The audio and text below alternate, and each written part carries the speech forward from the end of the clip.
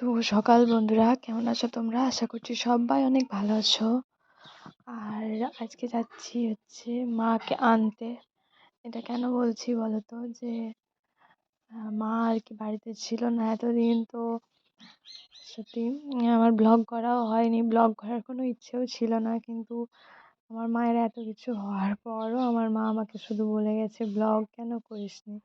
তো যাই হোক, সেই জন্য মায়ের কথা ভেবেই আবার ব্লগটা শুরু করলাম। ভাবলাম যে এগুলো তোমাদের সাথে আর শেয়ার করবো না, কিন্তু মায়ের কথা ভেবে আবার ব্লগ করা শুরু করলাম আর কি। দেখতে পাচ্ছ, মাকে আনতে গেছিলাম হসপিটাল থেকে। মায়ের আর কি একটা অ্যাক্সিডেন্ট হয়ে গেছিলো, আর তারপর আর কি মা হসপিটালে ভর্তি ছিল। আজকে নিয়ে এলাম মাকে, 2-3 দিন ছিল আর কি ওখানে। তো হাতে লেগেছে, পায়ে লেগেছে, সব জায়গাতেই লেগেছে। আর এই হাতটা সেলাইন চলেছে, তো সেই জন্য আর কি হাতটা ফুলে গেছে। যাই হোক, এখন মা বাড়িতে আছে, এখন একটু ভালো আছে।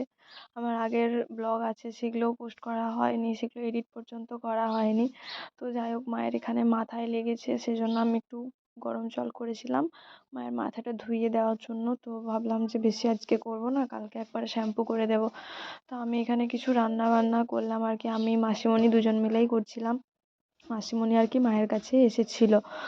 তো এখন দেখতে পাচ্ছ মা মোটামুটি চলাফেরা করছে, আগে তো সেটাও পারছিল না। এখন সবাই মিলে ভাত খেয়ে নিলাম। আর মা এখন নিজের হাতে খেতেও তো পারছে না, হাতে প্রচণ্ড লেগেছে, হাতটা তুলতে পারছে না। তো যাই হোক, মাসিমণি আজকে খাইয়ে দিচ্ছে, কালকে মাসিমণি বাড়ি চলে যাবে।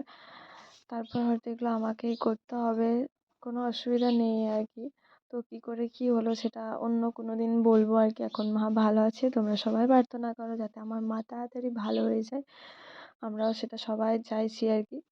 তো এখানে মাসিমণি মাকে খাইয়ে দিচ্ছে, বলছে আবার এগুলো পরে দেখবো।